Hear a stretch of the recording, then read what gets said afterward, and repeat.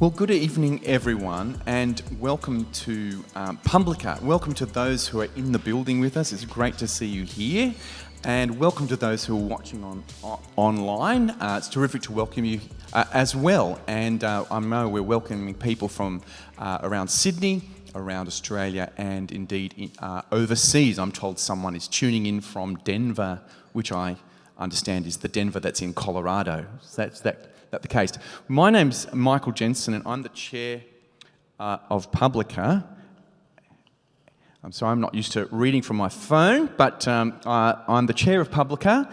And what is Publica? Publica is an organisation that focuses on relationships, how we can better ensure that, for example, children grow up in safe, stable and nurturing families, how we can address the growing problems of loneliness, how we build caring local communities where people look after one another, and how we can look after the disadvantaged better. These issues are vital to our present well-being as individuals, as local communities and as a nation. And they are vital to the future of our Australian society, but sadly, we feel that they don't get much press. They don't get they get overlooked in the media. They don't seem sexy, so they get overlooked and not much gets done about them. Publica's focus, though, is on the social environment in which we live together and in which our children are growing up. Tonight, what we want to do is we want to introduce the vision of Publica to you and ask you whether you'll join in our mission. But a bit more of that later. I thought I might make some introductions to our panel, the panellists that are on my left here, and to give us a short outline of the evening, which is quite simple. We're starting with a very short message from a special guest who's beaming in, and then we'll have a panel discussion. Following our panel discussion, there'll be a chance for people both at home and in the room to ask questions, and you'll be able to do that if you're at home through the chat on YouTube, or we're giving out my phone number, but I won't be answering questions after hours on that. So you can be able to text me if that's a bit easier.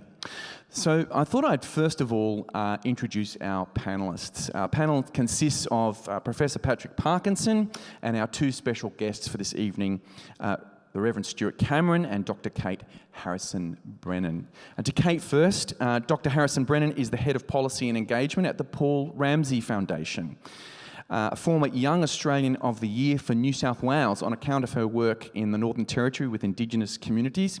Kate is also a Rhodes Scholar, and I believe her sport was rowing, isn't that's the case? And completed her DPhil in politics at Oxford University. Subsequently, she's done quite a lot of things. She's had the role of Director of Global Affairs and Strategic Communications in the Australian Consulate General in New York, and then returned to Australia from New York as advisor to former Prime Minister Julia Gillard, for whom she had worked previously in the portfolio of social inclusion. Following this, not directly, because I think there was something in between, but she served as the CEO of Anglican Deaconess Ministries, and now in her role at the Paul Ramsay Foundation, she is focused on issues surrounding social disadvantage in Australia. So will you please welcome Dr. Harrison-Brennan. Kate, thanks for coming. Now, to her left is the Reverend Stuart Cameron, and Stu has only been in Sydney since January 2021, since he's taken up the role as CEO and Superintendent of Wesley Mission, one of the most significant ministries here in Sydney. It's been quite a year, hasn't it, Stuart? So, before that, he'd served for almost 15 years as the lead minister at New Life Church, the largest church for the Uniting Church in Australia, in the Gold Coast. Based in the Gold Coast and Brisbane, New Life has an extensive community services ministry, including emergency relief, counselling, recovery and homeless services, and support for people experiencing domestic and family violence. And we all know that, of course, the Wesley Mission does much of the same and is just vital to social services and to community building here in our city. Qualified as an accountant, but don't hold that against him. Stu worked as a chartered accountant upon graduation and later as assistant analyst for Mitsubishi Motors in Adelaide. Ordained as a minister of the Word in the United Church in 2004. He then served subsequently as the General Secretary for the Uniting Church, the South Australian Synod, and then served on numerous Uniting Church boards and committees. From 2012 to 2019, he also served as a board member and chair for the Global Leadership Network in Australia, and much more besides. So welcome, Stu, and let's welcome him too. Thanks for coming. And then on my left is our Executive Director, Professor Patrick Parkinson, AM. Patrick is Professor of Law at the University of Queensland. He's an expert on family law and child protection. From 2004 to 2007, he was chairperson of the Family Law Council, an advisory body to the federal government, and also chaired a review of the child support system in 2004 and 5, which led to the enactment of major changes to the child support scheme. In 2004, he proposed the creation of family relationship centres to the Prime Minister of the time, John Howard. This proposal was accepted by the government and led to the establishment of these government-funded centres all over the country. Patrick was president of the International Society of Family Law from 2011 to 2014 and is well known for his work concerning child protection and particularly child sexual abuse. Of course, he's done many more things than that and has been a teacher and lecturer and academic over the last 30 or 40 years, Patrick, should we say as much as that? Spare time, Michael. In his spare time, and but in particular, those achievements make him ideally suited to be our Executive Director. So will you welcome Patrick? But before we do that, I'd like to introduce a very special message from a supporter and friend of Publica, and a personal friend too, the Archbishop of Melbourne, the Roman Catholic Archbishop, Peter Comensoli. Please do watch this now. Friends, I'm delighted to share this message of support for you on the launch of Publica, an organisation focused on strengthening families and communities. Publica will provide an important and much needed contribution to our contemporary civil debate with its admirable focus on proposing measures that advance the common good. In particular, the work that will be done to further healthy, stable and nurturing families, combat loneliness and social isolation and support those most in need will be of great benefit. I commend you on your goals and wish you the very best as you seek to contribute towards a more just and cohesive Australian society. Go well. Thank you, Archbishop Comensoli. Well, now's the time for us to kick off our panel discussion here. I'm going to ask some, I hope, probing and insightful questions to our panel, and then we'll have a time for Q&A. So as you listen, do be framing up questions you might like to put to our panel here. But the obvious question I want to start with is to Patrick, and it's this: why Publica, Patrick? So, Michael, you've begun to introduce what it's all about. There were really three drivers for me in proposing the idea of Publica and talking to others about setting this up. And the first one was a concern that Christians in the public square are mostly known for what we are against. And there's very good reasons for that, because we are seeing a lot of adverse change. We're seeing a lot of things we've taken for granted, like religious freedom, eroding over time. So we have to be opposed to some of those changes. But at the same time, we have a positive message. We have a message of love and care for the whole community. And that's not being heard in Australia, I think, very well, except through the great work that Wesley does, Anglicare does, Catholic Care, organisations like that, concerned with poverty and the most disadvantaged. We do have a voice there, but it's an intermittent voice. It does get some traction from time to time, but then the conversation moves on. So I wanted to play a small part in contributing to a positive voice in public policy in terms of constructive ideas of things we can do better to support safe, stable, nurturing families, to build community, particularly local community, and to address issues that just aren't being addressed much. And I guess that leads to the second thing, is that if you think about what's on the news, you think about what's talked about, and heaven help us, what's on Twitter, you'll find that it's actually quite a narrow range of issues. And it's a narrow range of issues which are of concern to inner city urban professionals who are university educated, a lot of journalists, obviously, with that sort of background. So we have a very strong focus on the environment, on climate change, and of course that's very important. And before the climate change became the conversation of the day, there was pollution and so on. But the social environment, which is as important as the physical environment, possibly more so to our well-being, is something we're simply not talking about much. And it's not just that we're not talking about it, it's that we can't talk about it. At least we can't talk about it in certain ways. Classic example of this is talking about stability. Everyone accepts that stability in families is really important for children, in the absence of serious domestic violence, child abuse, and so on. But one of the things you can't talk about is the importance of family structure, because that goes against the dominant narrative of the day. And so what happens is there's this enormous gulf between the conversations we do have, if we have them at all, and the evidence base, which should tell us what we should be doing. And if you diagnose a problem poorly, if you only see a part of a problem or you misdiagnose it entirely, then your solutions won't work, or your programs will be ineffective. And I think that sums up a lot of what's been happening over the last many, many years with the deterioration of that social environment, but a lot of things simply not working, and part of that, I think, is misdiagnosis. And so if we can play a small part in building the evidence base and talking about some of the issues and getting the discussions going which need to happen, that's goal number 2. And the third one is this: we are a Christian organization, Christian in motivation, but secular in orientation, in the sense that we don't want to speak doctrine into the public square. That's Michael's job. We want to talk about practical solutions and have a dialogue that everybody can join in on. But we are Christian in motivation, and we are a Christian board, and there's so much the churches can be doing. And I hope we can play a small part over time in informing churches about what's going on in the social environment, giving people information and ideas, but also practical suggestions on how churches could make a difference, again, in their local communities, where I think so much needs to happen in order to improve our social environment.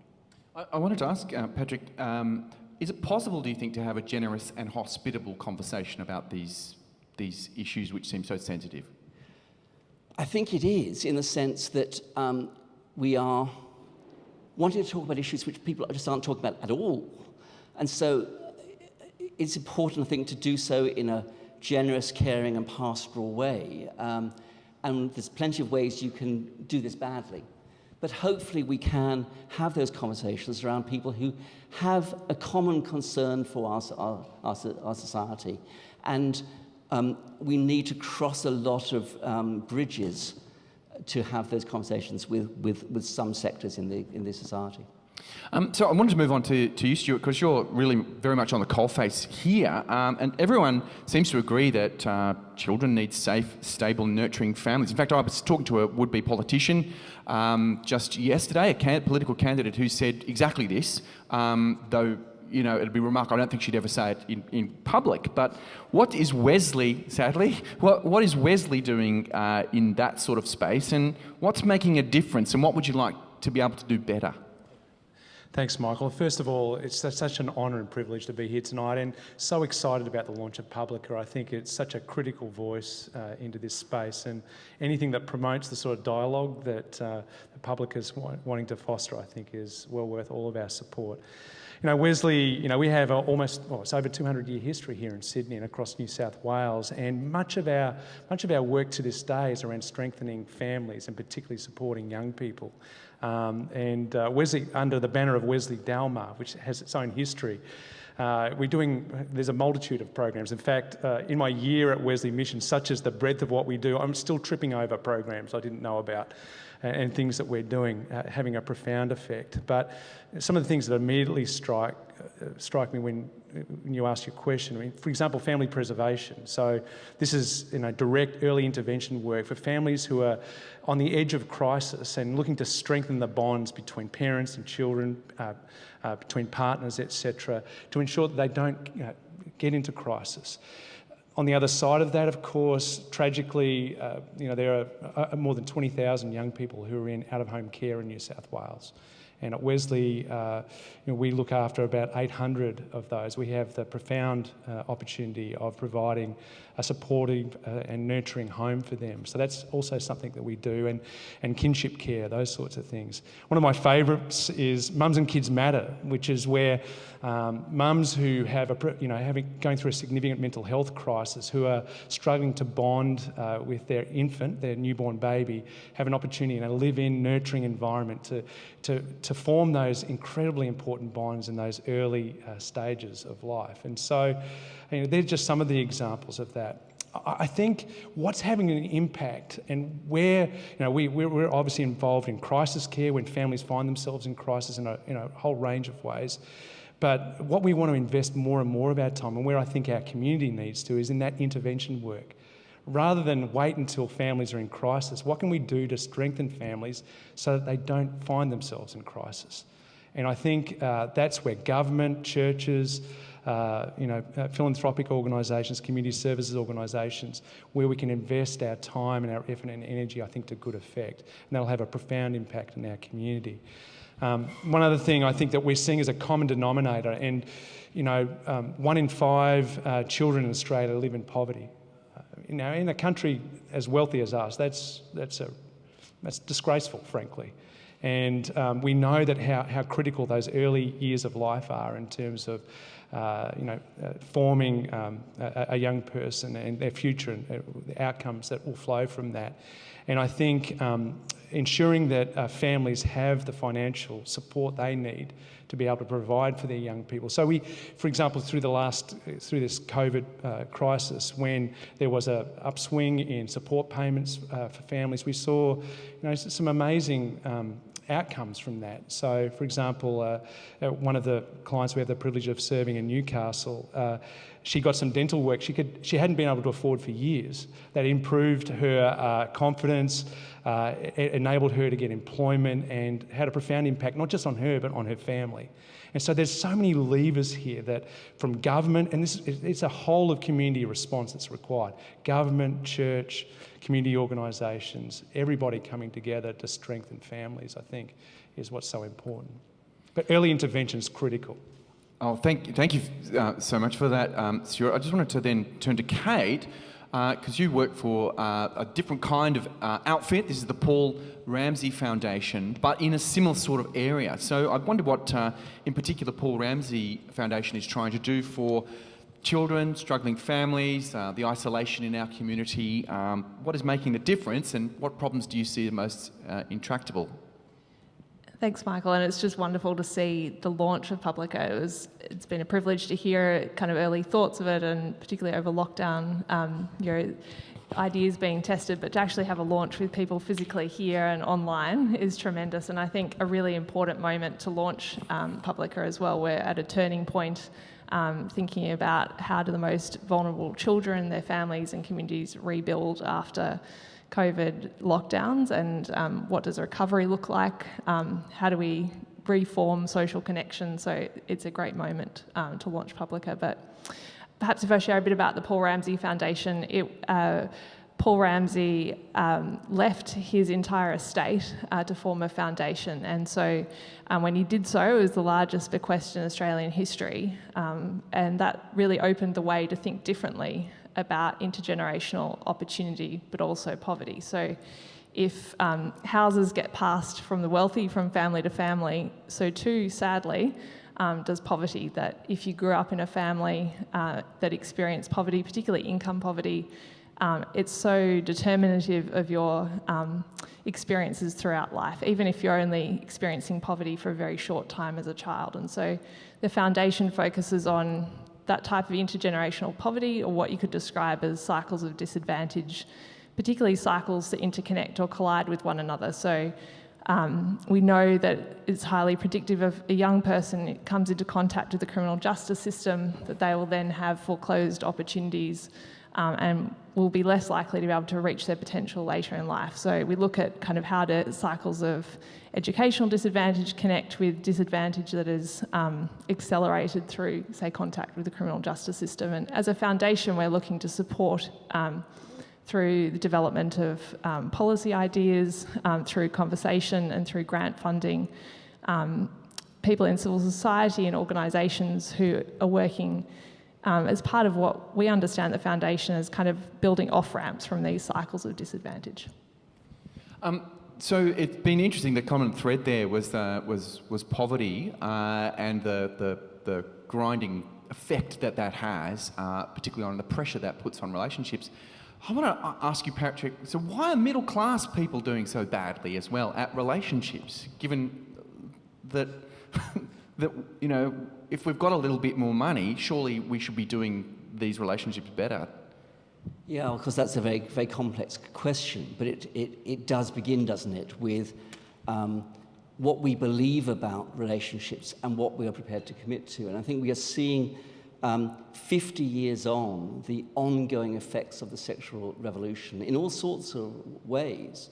But together with that is the rise of individualism as being the dominant ethos in this society. And if, to quote an old advertisement, it was an insurance company pitching to the most important person in the world, you.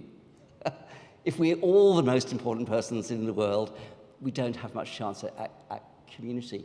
And relationships, as we all know, can be really hard work. So there's just been a value change, I think, is really what I'm saying, Michael, over 50 years, which is continuing and is creating more and more dysfunction in people's lives. And eventually it will turn around, but I think it will take a long time still.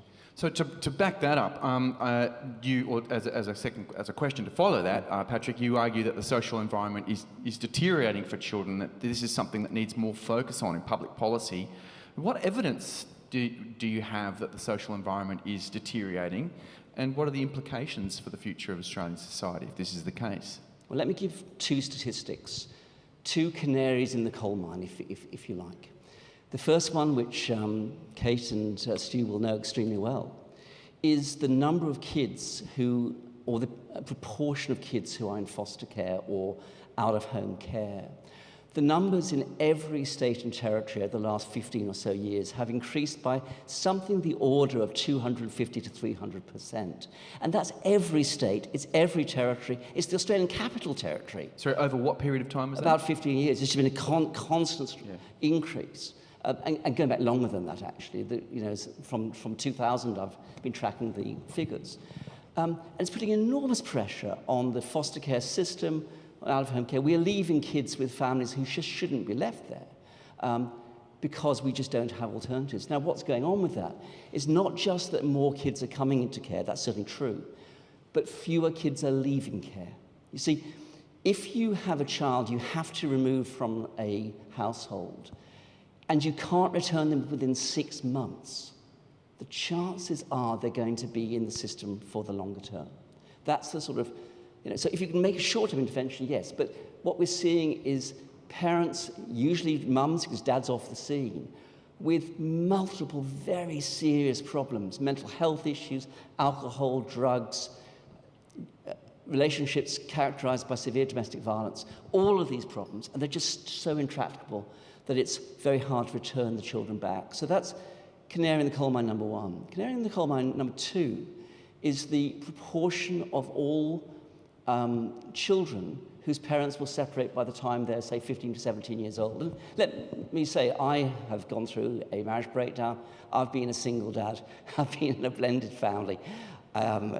This is a personal journey for me, and it is for many of us. But for kids who were born in the early 1980s, by the time they reached 15 or 16 years old, about 25% had experienced their parents breaking up. 15 to 20 years later, it was 40%. 1 in 7 of all children are born to single mums, that is, without the father in the home. The father may still be around, but they tend to be transient relationships if they are. Now, that's a dramatic change in 15 to 20 years, from 25% to 40%. And what it does is it creates a cascading effect. If you think about a stream going downhill, then it hits that waterfall and drops down. It turns from a gradual stream into a rush of water.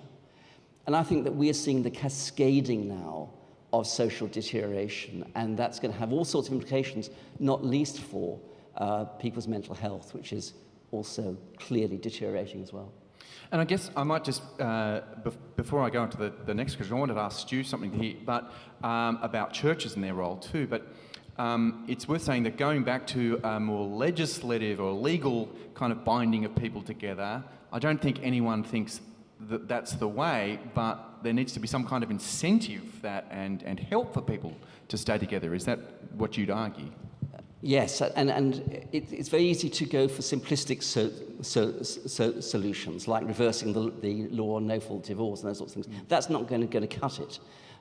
We've got to think laterally and creatively about what we can do to support relationships in a situation where staying together is an absolutely voluntary thing. And there's a huge amount that we could be doing better, I think, in that area.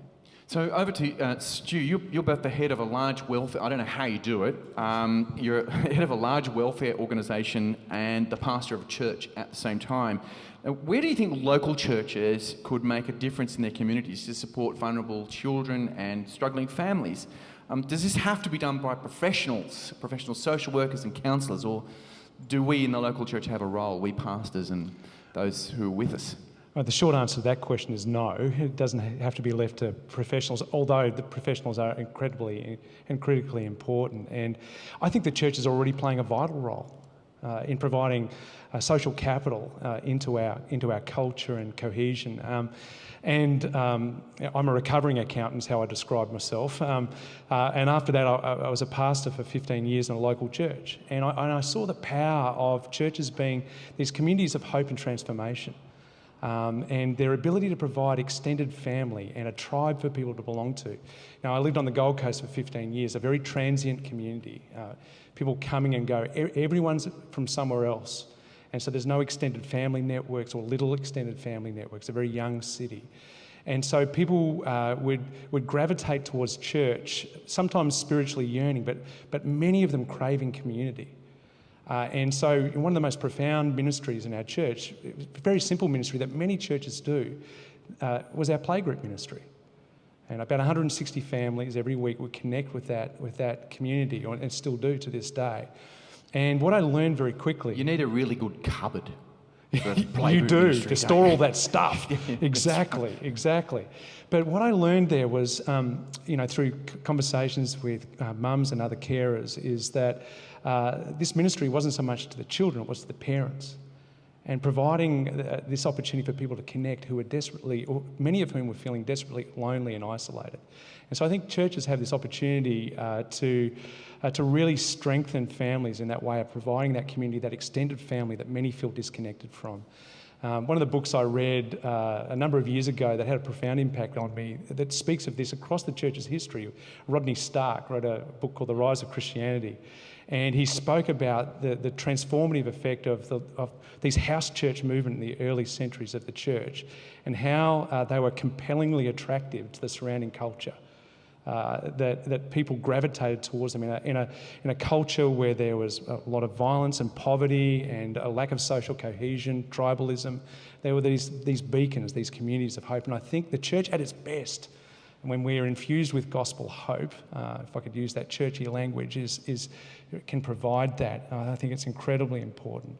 There's a real hunger for community, and I think, just to touch back on an earlier part of the conversation, I mean, we've talked about the rapid increase in the number of young people in out-of-home care or foster care, and I would love to see churches step into that opportunity, that privilege of providing homes for young people who are in crisis, and to provide that support where our hope always is to restore and return that young person to their birth family, and that healing and nurturing environment that those families, again encouraged by a church family, can provide.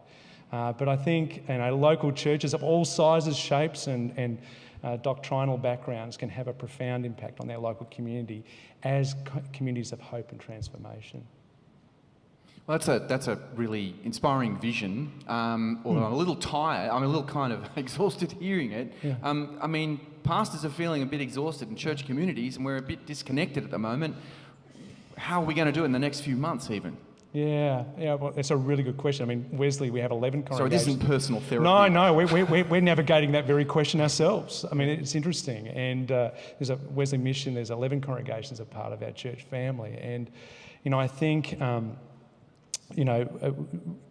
we need to, as we look to love the community, love one another and support one another, encourage one another and build one another up, all the things we're encouraged to do through the scriptures. My hope and expectation is as we pay attention to that, that spills over into the wider community. As we love one another as a community of faith, as we do that well, then my hope and expectation is that will turn us outward. So turning to you, Kate, have you experienced this kind of work or this kind of impact of local communities yourself? And also, how does a group like Paul Ramsey Foundation actually interact with local voluntary communities like that, or seek to resource and support those? I definitely have myself, and just reflecting on what you're describing there, Stu, I mean, I think in terms of personal experience of community, one of the things that's the most sustaining is being able to kind of sink into the back pew on a Sunday morning and with a toddler and preschooler creating havoc, just look ahead at hopefully a lot of different people and think, well, there have been people who have gone before us, and that there's an intergenerational community there, that we don't have to make it up how we're going to do life. And that gives a great sense of kind of solidarity and security, actually, in navigating our own journeys. But at the foundation, I think it's one of the key questions when we look at, for us, our focus being on those who experience greatest disadvantage. So perhaps you could think about it as like the bottom quintile in Australia, given there's quite a lot of movement in and out of poverty for people in Australia. It's not a static thing. What is it about the communities that they're in that can support them, and how do we as a foundation seek to get behind the communities to be community-led in building resilience, in advancing recovery from major crises, whether it's a pandemic or bushfires or other things. And I guess some of the lessons we're learning is that it's very difficult for government to work directly with community. The welfare state, Attlee's welfare state that we've all benefited from, is very universalist in approach. But what is often needed is a more kind of relational model and an ability to design with people who experience the issues in question, to support solutions that they come up with. And so some of the best that I've seen have been, very much side by side. So Taxi, a centre for innovation in Australia, has a beautiful model of family by family. So families that have gone through family breakdown, when they've gotten to a point of stability, come alongside a family that has experienced a great deal of instability, and they become coaches. It's a beautiful story we're able to share in our podcast recently on that, and that's one model. There are many others, and the challenge is often posed by government or by funders like us. How do you scale that? And I think one of the things we've got to get comfortable with is scaling is not always necessary. It's actually about many different local solutions with the resources behind them to do what those communities know need to be done. Thank you very much. I mean, I like what you said about intergenerational communities, because it is a unique thing that that churches in particular have. It's one of our killer apps, is actually that you can get people who are great-grandparent age, grandparent age, parent age, and children, and people who are single, married. It's that mix which you don't really find. I mean, you can't hang on at a sports club once you're physically unable. So we do have that that going for us in building and reconnecting and supporting local communities. What were you going to say, Patrick? Could I just intervene on that? We've thrown around this word community as if in every locality there is such a thing. But I think we've got to address the problem that very often those communities are extremely weak. Think about an inner city suburb. How do people connect? Well, if they go to a church or a mosque or a synagogue, they may have a community there. If they play community sports, or their kids do, they might have some sort of community for 2 hours on a Wednesday afternoon or Saturday morning. And if there's a very active local school, there might be a parents' organisation which is lively around that. But for a lot of people who don't fit into any of those categories, there is no community. And what we have is a lot of social services which are quite siloed. This for health, this for gambling counselling, this for something else. And so part of the challenge, which is a really big challenge, I think you've been working on, Kate, is how do you actually create community out of these disparate and rather weak points of connection for people's lives? Yes, I mean, Kate, would you like to respond, or what's your take on that, Kate? This is one of, I think, the greatest challenges. First is to come to grips with there's an incredible romanticisation of place and the belief that there's great community out there. But I think, part of it is coming to terms with there are great social pressures that mean that community is not intact, that solidarity is ebbed away, that there's not security, and you can feel the effects, and families and single people across Australia feel the effects of that. So it's first coming to grips with the reality of it and thinking about who is best positioned to rebuild those social ties, and not losing hope. I think there are communitarian kind of possibilities, and people like Robert Putnam has written about that recently in the US, believing that perhaps we're on the precipice of kind of another we moment. Maybe a little too optimistic, but I think that's a real opportunity to think about kind of opportunity thinking in this area rather than the problem. Thank you for that. I mean, that's intriguing that might happen in a society apparently as divided as the United States seems to be. I mean, we can only pray that it's the case. But Stuart, I sense that with underneath this problem with community is a fear of community, actually. I mean, is that something you have recognised? Are people afraid, as well as longing for community? Is there a sense of fear about community?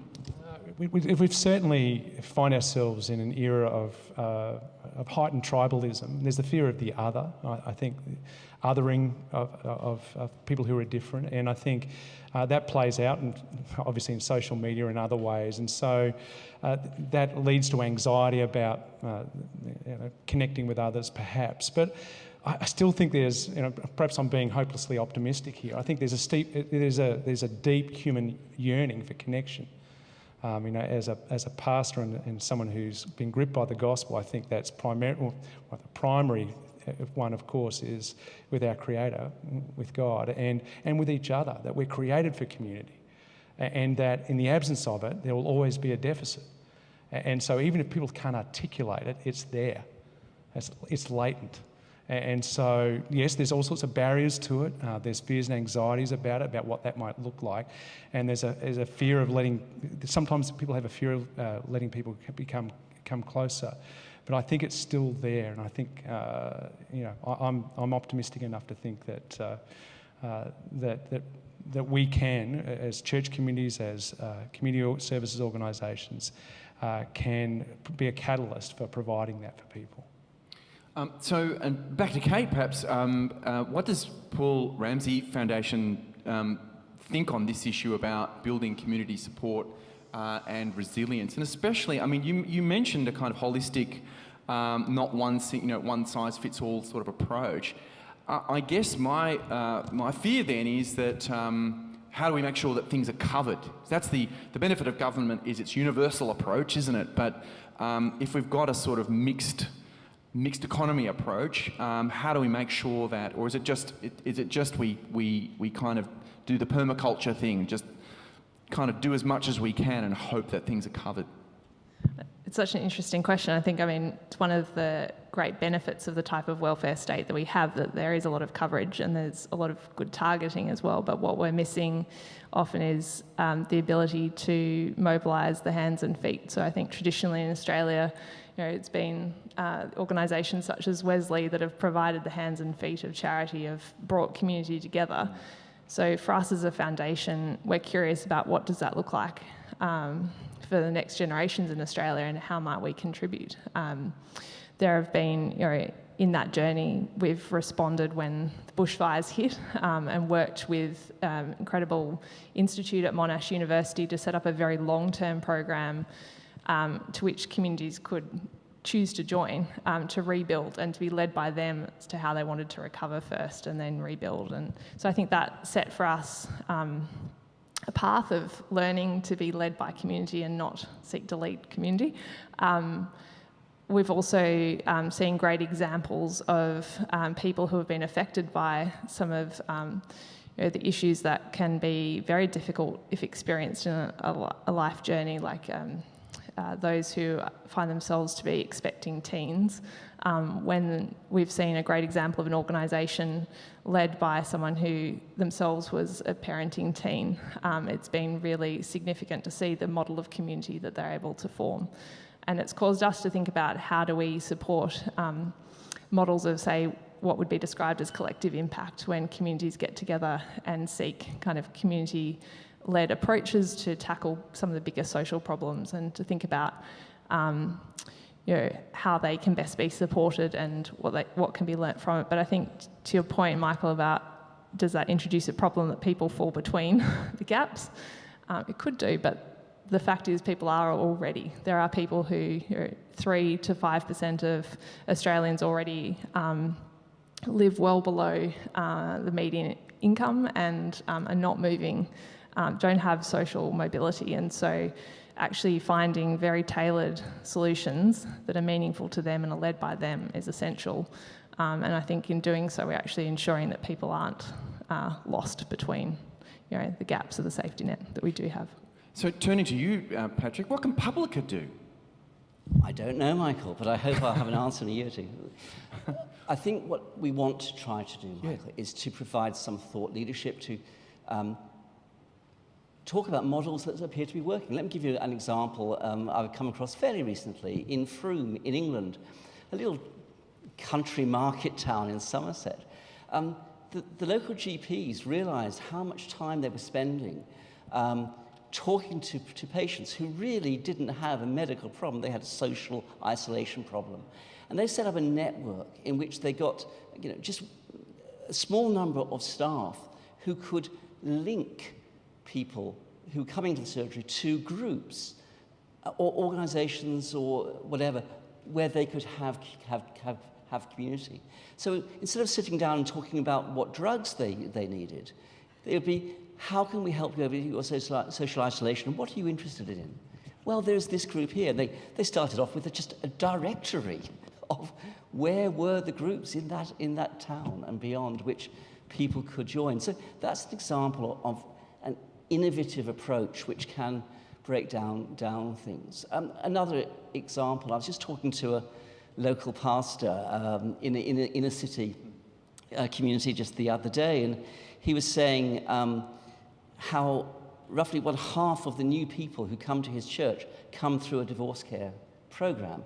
And there's the church reaching out, providing help to people going through a very difficult time of their lives. But he also said, in our area, we've got a new housing block, and we've got around 1,500 people are going to live in this big apartment block. 70% of those apartments are single-bedroom apartments. And he said, well, come to think of it, I'm on the strata committee. Well, what can be done on the strata committee other than look after the fabric, look after the lifts? Well, what could be done to build community in an apartment block which one suspects has got a very large number of lonely and isolated people? So there's all sorts of little things that I think that we can think about, talk about, model, pilot, churches might try, and if Publica could be a kind of resource for ideas around those things, as an organisation from a great friend of mine who I studied with in Oxford has done in England, then 10 years from now we will have made a difference. So that brings us nicely onto the topic of loneliness. Not that it's a nice topic, but it's a topic that's been pressing us as a Publica board. We've been talking about loneliness as a real, a kind of urgent issue that we really might focus on, Patrick, in the first little while. And I wondered, Why have we chosen this? Could you explain why we've chosen this? Is this a problem that's getting worse? And which groups in society are likely to be very lonely? Of course, we think of the elderly as being particularly lonely. Are they the loneliest group, or what are we seeing? Well, it's an interesting pattern. I mean, my whole career from my early 20s was around families and kids, but that's not where a lot of people are at these days. There's we have less than half the number of people who will ever marry than we had, say, 50 years ago. If you take 1970 and look at 2020, and somebody who's, say, 21, 22 years old, less than half will actually ever marry in their lives. And they may go through de facto relationships, which last 3, 4, even 8 years, but they typically are unstable. And so there's an awful lot of people who are not going to form our sort of classic nuclear family. And that takes you to loneliness. And of course, in some ways, it's been a consistent problem. So if you ask, well, is it getting worse? It's always been with us. It's always been with us for the elderly, for widows and widowers. For single men, I focus on men in particular here because I think single men find it particularly difficult, divorced and separated men. That's a fairly constant. But where the increase is of loneliness amongst young people. Surveys of 16-year-olds in 37 OECD countries, 36 out of 37, the 16-year-olds were reporting significantly more loneliness than they had reported a few years ago. And we're seeing this in Australia too. And the most lonely age group of all, in every single study I've looked at, are the 18 to 24-year-olds. More so than the elderly, more so than divorced and separated people. So we've got a problem. So that's not simply alone, that is the experience of loneliness, self-reporting, I feel lonely. Yeah, look, if you're happy being a hermit, bless you. Some people are quite comfortable with themselves and love to read books and do that and so on. So they're not lonely, they're just alone a lot. But when you ask the question, do you always or often feel lonely? Then you're getting significant numbers of 18 to 24-year-olds who will say, yes, they are. And persistent loneliness is a particular issue, and 7 to 8% of Australians in a recent study reported they've been lonely for at least 8 years. So that's harrowing. That's really harrowing, and it has enormous impacts on people's lives, their physical health. They will die younger than if they don't have that social connection. So yes, we do have a really significant problem here. So Stuart, are you seeing this in your ministry? Yes, absolutely. And it's interesting. I mean, I think governments are seeing it as well. I read in the last couple of years that there's a minister for loneliness in the UK, I think. Such as the profound impact. And as Patrick said, the health impacts of loneliness are greater than some other well-known ones, like smoking or alcohol, etc., on the physical body. So it has this profound effect on people. And we certainly see it in a whole range of areas. I mean, again, speaking to the cohort, that younger cohort, the 18 to 24-year-olds, think of out-of-home care. So when kids get to 18, they age out. Yeah. Now you think of a young person in a stable, nurturing family. At 18, you're not moving out of home mostly. You can't afford to. You have a nurturing family around you to help you through that really significant transition period of young adulthood. If kids are in out-of-home care who age out of the system, they're on their own. And so, look, the statistics are harrowing in terms of the outcomes that often they experience. Without the support network, the social network around them to support them during that really significant transition, and the outcomes are often terrible. I mean, the other one at the other end, which is well documented and well known, and is with older Australians, particularly older single Australians, particularly women. We see that a lot in residential aged care settings, in independent living units, etc. And there's a lot of work that we're doing at Wesley to do what we can to strengthen social bonds there. Another area for us is in rural and regional communities. One of the works that we do is in suicide prevention, and we've sponsored 130 and support 130 suicide prevention networks around Australia, and there's a disproportionate number of those in rural and regional areas. And one of the significant contributions to the suicide epidemic that we are experiencing in Australia is loneliness and isolation. And that's especially can be experienced. It's not just in the cities. There's this common sort of stereotype that in rural and regional areas people are more connected. Well, not always. And so it's something that's across the broad section of our community, including in the bush. And what are you seeing in your observation, your work, Kate?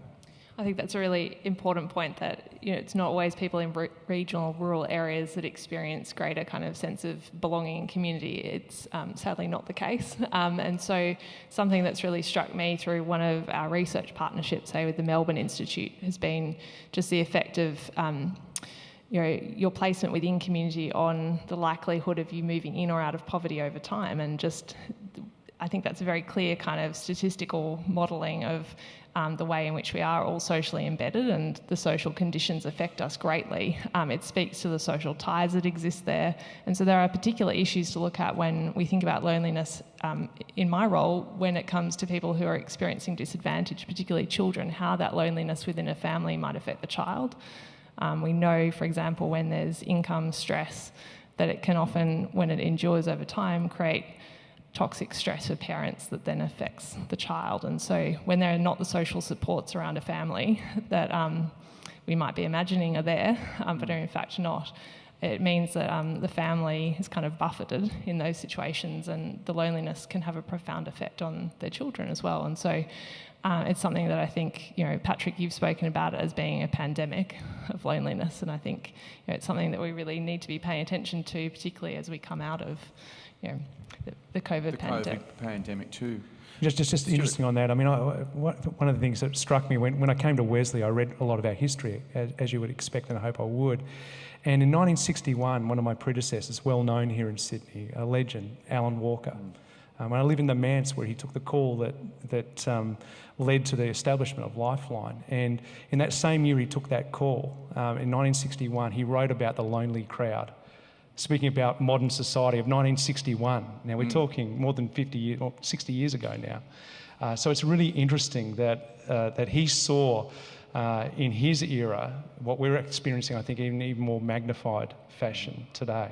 So this is not a new thing, it's just an accelerated and magnified thing, in my view. And so, well, back to Publica, Patrick, what is Publica intending to do in response to this particular issue? Well, we saw loneliness as a place to start, as one of those issues we're not talking about much. We are talking about it a little bit. Telstra has funded a survey on loneliness, for example. There's been some good work done at Swinburne on this, but it's not been much part of the conversation, as I think everybody would agree. So we want to focus in on those 18 to 24-year-olds and do some research and interviews with people, develop a discussion paper about those issues. Try to understand it a lot better, because that age group is, of course, the most socially connected of all, and yet the loneliness is profound. And so trying to understand that better and what we can be doing about that as a community. What are these sorts of ideas? And just to tell you one anecdote about this, there was a young woman who went to university in the United States, Cornell, I think it was. And in America, you tend to go away to university. If you live in Texas, you'll go to New York. If you live in New York, you go to Texas, So people go away, and it's a residential environment. And she spent the first year of university being profoundly lonely. Everybody seemed to be having a good time, but she wasn't. And of course that's a myth, because a lot of people would be hiding in their rooms and not part of the party scene either. And she decided to do something about it, and she came back in the second year. She rented an Airbnb, and she just invited a whole bunch of people who she didn't know to come and spend an afternoon talking with each other, university students.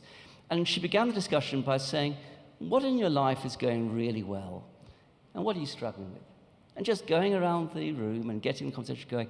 And so much community, so many friendships developed out of that. And over the time she was at university, over the 4 years, I think she ran 30 or 40 of these events. Now, there's initiative, and it's the sort of thing that I think we need to be thinking about.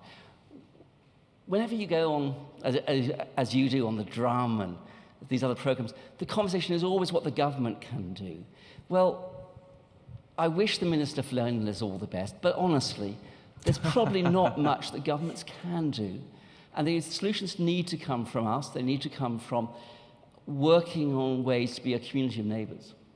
And we see this in wonderful ways. You know, during emergencies like the bushfire crises, like indeed the pandemic, you do see people coming together, looking after each other, but that can be a bit of a transit thing. How can we build that in a better way? So that's where we're going to start, is the 18 to 24 age group in particular, and looking at ways in which churches, communities might be able to make a difference, at least in understanding the problem and then building from there. Thanks, Patrick. Now, we're going to pause. We're going to take some questions, and I'm just going to explain things, then I'm going to give everyone 30 seconds breather. You know, take your mask off, put it back on, get a glass of water, whatever it might be. I'll just explain to those who are playing at home. You've got two options. You can either put a question in the chat under the YouTube, and I will see it. Or you can text me your question. For those in the room, raise your hand, and there will be someone coming around with a microphone, please. You can remove your mask and speak clearly, and also we're inviting questions rather than alternate lectures, if that's okay with you. So keep your question as a question and keep it brief as possible, and then we'll have more of a chance to share questions. So I thought I'd give everyone 30 seconds just to stretch your legs. There are already a number of questions coming through, and I should say it's also obvious that quite a few people are watching. So I'm going to start with a question from the text message, and the question's to Stu. And it says here, you spoke of the overflow effect that Christians loving each other would have on the surrounding community. What are some practical examples of what you think loving each other well actually looks like? I'll go back to one of those earlier anecdotes. I mean, that playgroup. So the playgroup ministry on the Gold Coast, you know, very quickly we worked out that the focus of that was on parents, carers, others, and so we made it really clear to mums and others who were coming along, we're here to facilitate you in really healthy play with your child. And basically we had a community of people from our church community who just befriended and built relationship, who had conversations, and often grandparent figures. So these were retirees.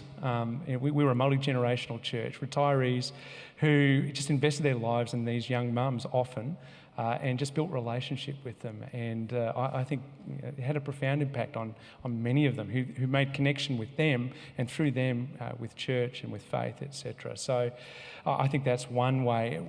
At the moment, at Wesley, we're pioneering, we're experimenting with missional communities. So we have this huge community services footprint.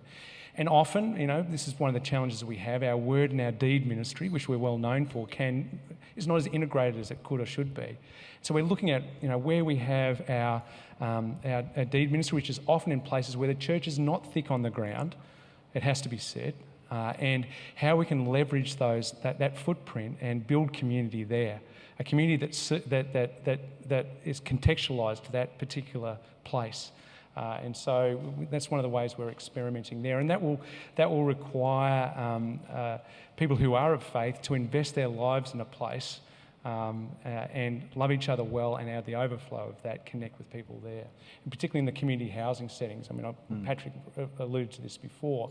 You know, people are crowded in together, but often feeling incredibly isolated. So that's another place. Yeah, it's a strange paradox, isn't it? The crowded solitude. I love the title of Sir Alan Walker's book. Yeah. What was it again? Lonely Crowd. The Lonely Crowd. I mean, that's so perceptive. So we might take a question from someone on location here at Broadway. So if you'd raise your hand, it's Alison, I believe, has got a question. The microphone's just coming. Question probably predominantly for Patrick, but interested in thoughts from anyone. You opened by talking about wanting Publica to be sort of a positive voice. How can you ensure that what Publica is doing is received as a positive sort of message with a positive focus when so often on these sorts of sensitive topics it's perceived as an attack? So for instance, a pro-marriage message is so easily perceived as an attack on de facto parents or single parents. So we live in a very conflicted society, but it's a conflicted society. The conflict's driven by a relatively small number in the community. I don't have reliable information on this, but I think that roughly 6% of the community are involved on Twitter and discussions about political issues and so on. And a lot of that's very adversarial, very antagonistic.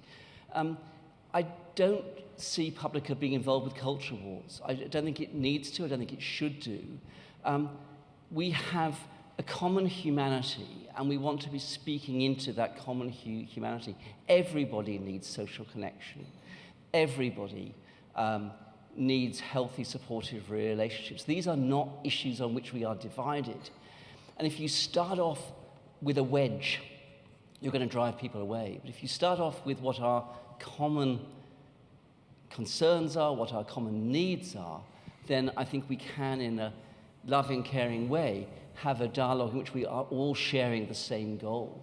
Now, within that, I think we've got to be willing to have the conversations which I think are not being had. There are things you can't talk about. There are narratives you can't contradict. We've got to get over that because, as I said at the beginning, if you don't have the right diagnosis of a problem, you don't have the right solutions. But you can do that in a way which engages and which says, look, we've got a common goal here, common concern for the society, but here are the facts. Here's the realities. We're not judging anybody, we're not condemning anybody, but here is the problem, and come together in terms of what we can do about it. That's how I see Publica trying to make a difference. That's why the actual research is really important, isn't it? Actually gathering actual data. Yeah. It really matters what we do. Yeah, and there's an enormous amount that we do know. I mean, we know it often from American research, and there's not enough Australian research on all of these issues, but we do know a lot, but it doesn't seem always to affect the narrative of how problems are talked about and how solutions are developed. And we've got to find a way to have a more evidence-based set of solutions to our social problems. Now, I've got a question from board member Steph Judd. Hi, Steph. Glad you're watching. And she asked me to ask you, Kate, what do you think are the distinctive ways that the Christian gospel can diagnose and address the causes of disadvantage in our communities? Well, it's a great question. I think, as I think about it, that if you're looking for ways that the Christian gospel can diagnose the distinct causes of disadvantage, then it turns upside down our understanding of what we're looking at in terms of wealth and poverty, and it helps us to be curious about what both of those entail and what might be driving each of those. So I think the Christian gospel speaks to the way in which sin affects us as people, but also affects the structures in which we're living, and points to the ways in which human relationships are broken, both interpersonally and also communally, and in the way that we operate collaboratively through organisations. So I think the gospel speaks to the nature of the person, something that you've written about, Michael, and the nature of how we live together, and has much to say about issues that are endemic, like loneliness, and the reasons for that, that we're made for a relationship, but by a loving creator who is relationship, but we're not, we're in need of Jesus. Thank you. So someone else in the room, another question from someone here. Of course, people in the room could use the text message if they like. Paul. Yeah, just listening to your comments about what can the church do. I was struck by some of the examples being about congregations, some of them being about Christian not-for-profits. I'd just be interested in, I guess, comments from anyone, because you've all got different takes on it. What do you actually mean by the church? Is it the local congregation? Is it Christian schools? Is it Christian not-for-profits? Is it all of the above? If so, what's the relationship between them? And how do we work together as Christians in all of those settings to do the sort of things that you're talking about? So I guess the basic question is, what really do you mean by the church? And Christian university colleges as well. Congratulations to Alpha Crucis has just become a university college. But thanks for the ad, Michael. So, someone from the panel might like to chip in. So perhaps Stuart, because you're kind of mixing these things. For me, the church is the ecclesia, the local church, the called out ones that form around their common declaration of the lordship of Jesus Christ. And so for me, that's where the church, that's the nub of the church, the essence of the church, is those whom God has called out through the lordship of Christ to be his people. I think, and I am a pastor of a church, I am a leader of a Christian organisation, but we are very clear at Wesley Mission that it's the church that's primary, it's the community services that are secondary. That the community service is an expression of the church's mission, but it's not the church, it's an expression of it. And so, that's where we would sit on that one. But others would have different views. Well, I wondered if other members of the panel would like to... Kate, would you like to kind of... What's your take? Well, if I understood, Paul, you're asking kind of the distinctions of what do we mean by churches and what is the role of churches. I think there's something very distinctive about a church, and you could speak broadly about forms of community association. I think that's definitely important when we talk about loneliness or social isolation or some of the issues of social exclusion. But a church is distinctive in that it is there as a gathering of people to worship God and to be an outpouring of Him into the community, and so can in that community following Jesus will seek to love their neighbour as themselves, will seek to carry the cross and to do things that are not in what seems to be their best interests, but are actually pouring out love for others. And so I think there is a distinctive model of what churches can do. And there's a great deal of room for innovation as well. When I look to someone like Hilary Cottam in the UK, an outstanding social designer, she's written up kind of basically the action research over the last 10 years of what they see is very, promising basically in addressing some of these issues. And in talking to the rector of our church, I said, I think one of these models is really promising for us in addressing loneliness, and it's as simple as a call around each morning to people who are particularly vulnerable or lonely. And he said, yes, we already did that in Wagga and it was a great success. So there are these models that have been tried in all sorts of different places that could also be adopted by churches and made distinctively Christian, and I think that's a really exciting thing to think about. Thanks, Kate. Now, Patrick, a question on text message for you. I'm sorry it's not named, but you mentioned that bridges needed to be crossed to address the sensitive topics that have delayed policy action on social issues. How would Publica engage with conceptions of family that are different from the traditional Christian understanding? I mean, you've touched on this a little bit already, but that has been raised in conversations I've already had about Publica on social media as well. So Christians do not have perfect families. I do not, and we have in the life of the church every variety, have we not, of family structure. So it's not as if there's any us and them in all of this. My focus throughout my career, I think, as an adult, has been on the welfare of kids.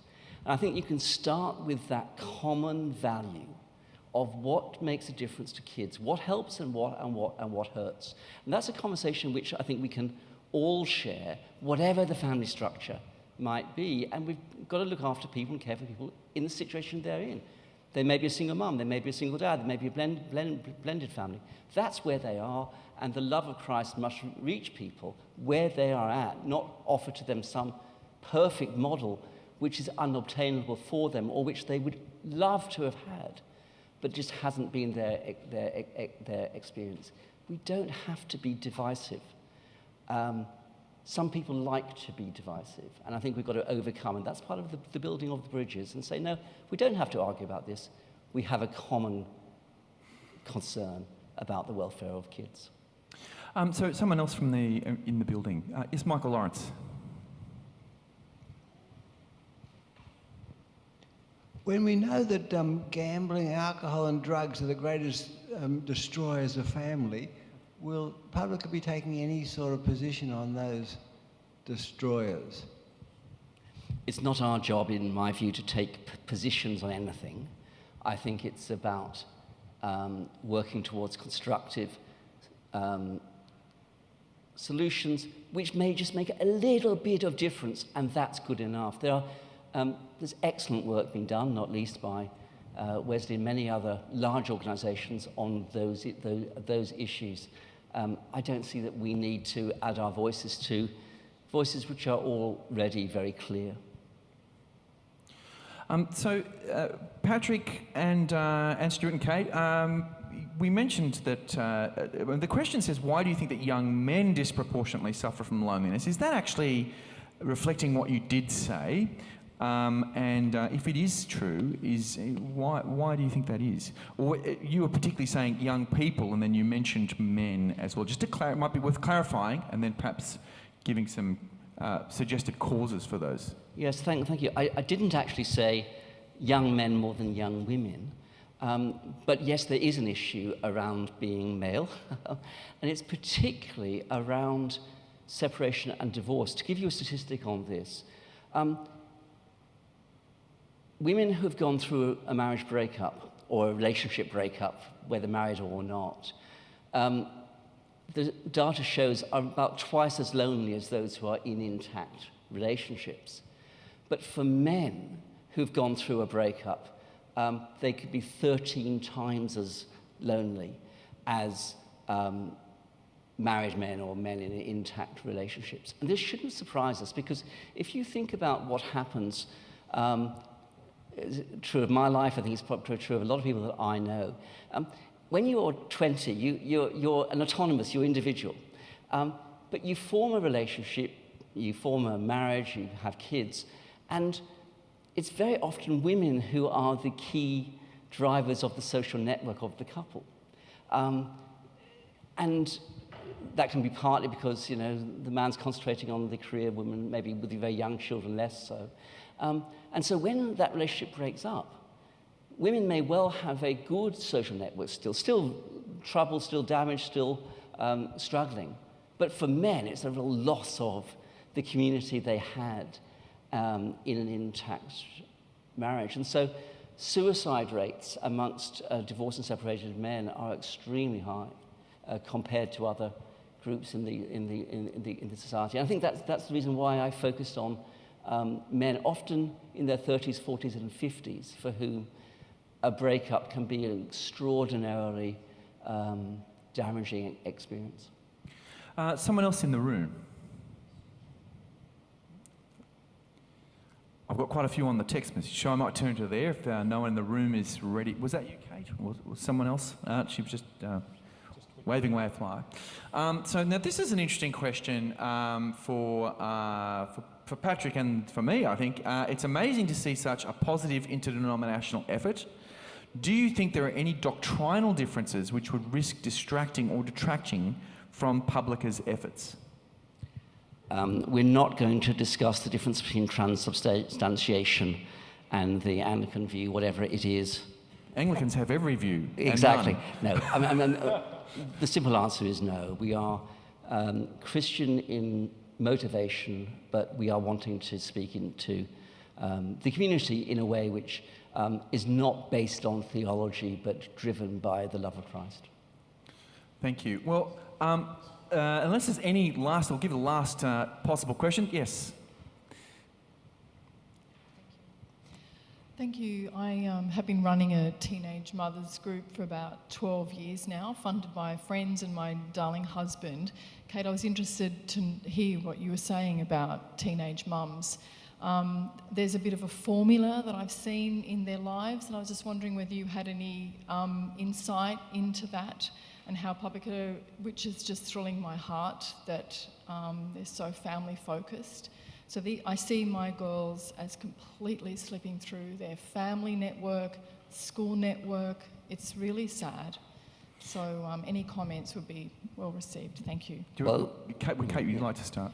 I mean, it's fabulous to hear about what you're doing and so needed, and a great model, it sounds like, of how people can respond to need in their immediate community and be that neighbour. So terrific to hear. I've had the privilege of hearing from Bernadette Black, who founded Brave Foundation, about how she went about this, and it was her experience of kind of slipping through her social group and even the immediate kind of people in her community. She describes a moment when, as a young teenage mum, she went to get on the bus to go to a public health appointment, and the bus driver refused to help her get the pram up onto the bus. And as someone who's been a parent of a young child, very young, that just horrifies me, the idea you genuinely don't know what to do in that moment. But imagine being a teenage parent faced with that and not having the network around you. And so it was wonderful to hear how Bernadette had taken her own experience and sought out that of other teenage parents, and through that kind of real interest in people's experiences and how they might design better ways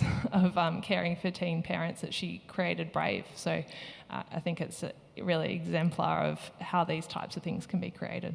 And what happens in your particular context, or how would you respond, Stuart? Yeah, I mean, I think tailoring, again, creating a community. So I mean, and what Kate talked about there before is tapping into people's lived experience and having mentors and others who can come alongside and empathise, bring that empathy that comes with lived experience. I think is really, really important to provide the support and nurture that's necessary.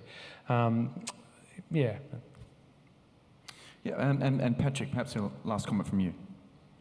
Well, just reflecting on a number of the questions and the comments, I think we've got to engage with the community around us and the society around us with great humility. All of us, in different ways, have broken lives.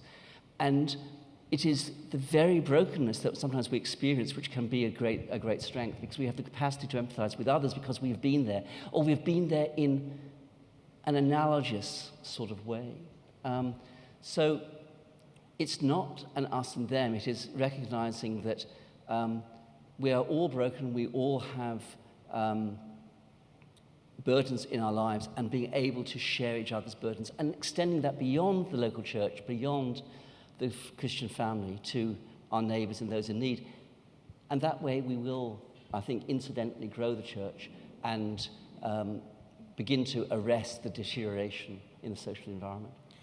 Well, thank you, Patrick. Thank you to our panel. I'm sure you'll join me in thanking our august panel. It's been a really stimulating evening, hearing from them and hearing them address your questions. So perhaps you could offer your thanks to them. And I'd certainly like to thank those who've attended and those who've watched online. But I want to end by actually saying that my prayer is that you'll not only have been entertained and stimulated, but you'll have been challenged and inspired by what you've heard tonight. That there is a great need, a pressing need, and a particular moment in Australia's history, in its the relation between the churches in this country and the wider society, into which Publica may step in a really helpful and constructive way. I know that when Patrick approached me and talked about this positive and constructive vision of the common good, of contributing to the civic square in this way, that I was really inspired and refreshed, and I hope that you have been too. And this, but you might be asking, what can I do? What can I do to get on board? What do I do now? Well, there's three things that I'd like to suggest. The first one is to become a foundation supporter. We're seeking 30 foundation supporters who will be prepared to donate $100 to $150 a month in the first 3 years to get us off the ground, so that we can really get our research going, so that we can properly communicate. We can communicate well. We can find really good data, and we can address it. We can communicate it. Those foundation supporters will play a key role in helping Publica to fulfil its vision in engaging in public policy on strengthening family and community in a post-Christian society. and actually public policy, but more than public policy in the sense of getting government to do anything, but actually aiding communities and empowering a vision for a different way forward. So that's becoming a foundation supporter. We also would like to achieve the goal of 1,000 subscribers to Publica, its website and its information. Now, I think we've got about 270 so far, something like that. 235. I overspoke. But what you could do is, even now, it's an excuse to get your mobile phone out. You could go to our website and you could share it. You could share it on your social media, or you could send the information about Publica to people in your networks, and so that they can subscribe just to hear what we're doing. We'd love to have 1,000 subscribers very, very shortly, so that we can build on that as a base, so we can communicate to people and we can gather people together to support our work. So even now, as I say, post your link on social media and invite people by email. Thirdly, we need you. We need your help. And we need your help in ways we don't even know yet. So we need to know what you could do. We need to know what your skill set and interests, passions are, what time you might have, what things you could offer to help us. We need all kinds of expert and volunteer help. So could you please let us know, again, go to the website, there's a communication form there, how you can help us, whether it might be with, as I say, communication skills, research skills, specialist knowledge in particular areas, or whatever that might be. We'd be delighted to have your suggestions. We might not even know the help we need until you offer it, so please don't be shy. So firstly, become a foundation supporter if that's you. Please subscribe and get others to subscribe. We'd love to reach that 1,000, and also let us know what your skill set and your interests are, how you might be able to help us fulfill our vision. Well, it only remains for me to thank you for coming, thank you for tuning in, and to invite you to enjoy a conversation, a chat, a cup of coffee or tea here before we head home. Thank you very much.